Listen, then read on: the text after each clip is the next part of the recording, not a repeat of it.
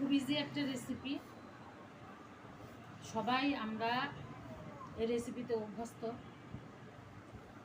রেসিপিটা আমরা খাই সবাই।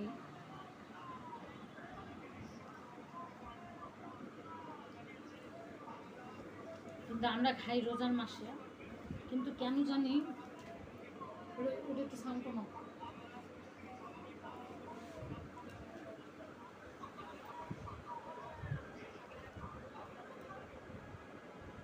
কেন জানি রোজার মাসে আমার বেগুনি বড়া, তারপরে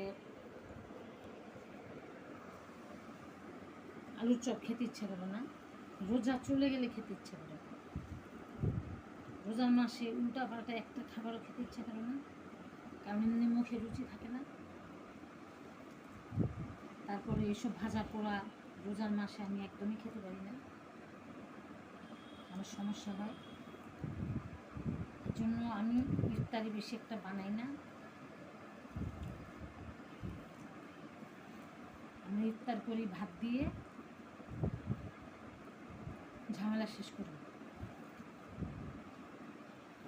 খুব কম বানাই, পুরো 30 রোজায় 4 দিন কি 5 দিন বানাই, আর বানাই না। এখন রোজা নাই, বৃষ্টি পড়তেছে, ভাবলাম একটু আলুর চপ বানাই।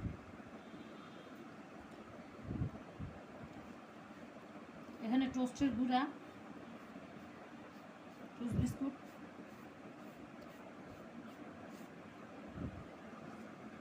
যারা একটু ক্রিস্পি খেতে চান তারা এইভাবে বানিয়ে নেবেন। আমি টোস্ট বিস্কুটের গুঁড়া দিয়ে এভাবে খেতে পছন্দ করি। যেহেতু এটা আমি আলুর ভর্তা বানাচ্ছি না, আলুর ভর্তা খাবো না, এর জন্য আমি এখানে শুকনো মরিচ দিয়ে নিই।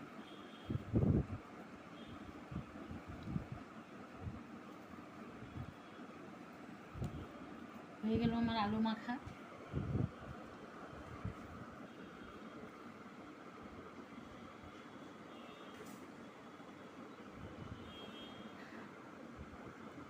এরকম করে রেখে দিতে পারেন।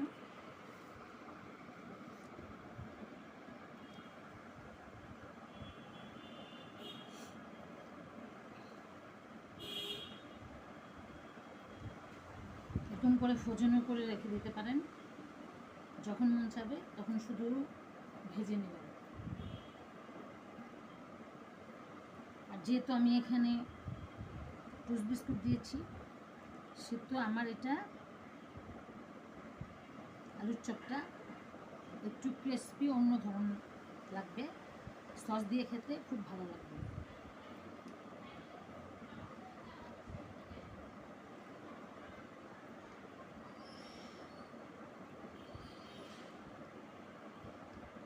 বড় বড় করে বানাবো, ছোট ছোট বানানোর কোনো ইয়ে নেই।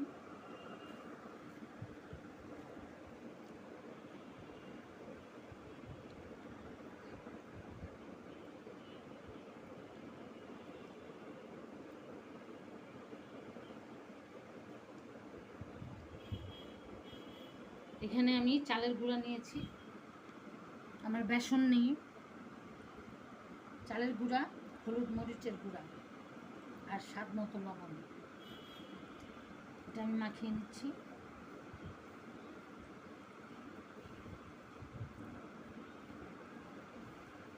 এখানে আমি একটু ইয়ে দেব, খাওয়ার সোডা,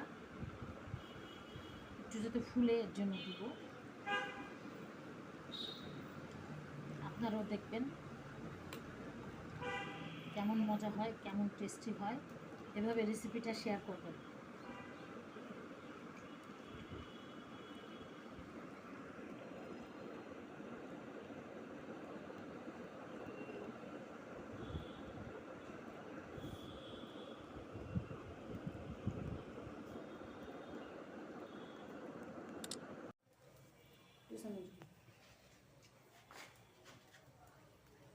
হয়ে গেছে গোলাটা রেডি।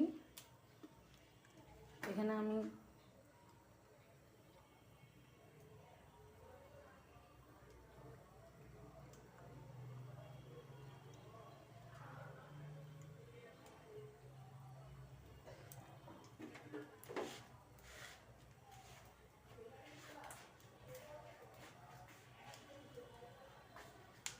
খাওয়ার সোডা দিয়ে দিয়েছি।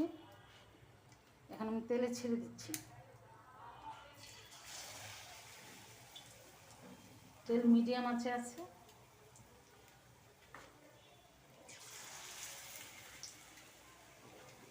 জালটা বেশি আমি বাড়াই নেই।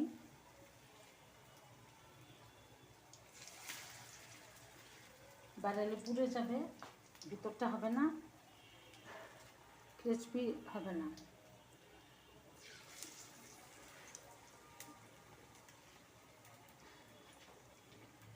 এটা বাঙালির প্রিয় খাবার, অন্তত রোজার মাসে। এটা না হলে কারো চলে না। এই খাবারটা বানাচ্ছি। হয়ে গেল দেওয়া।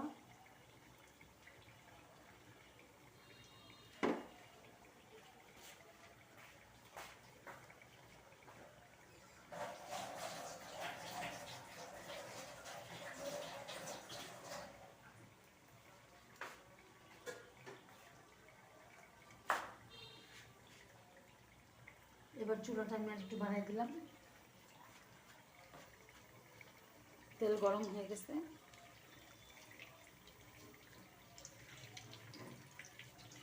তেল গরম হওয়ার আগে দিয়ে দিলাম নাকি বুঝতেছি না। উঠতেছে না কেন?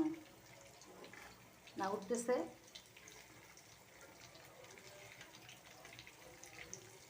উল্টাই দিচ্ছি।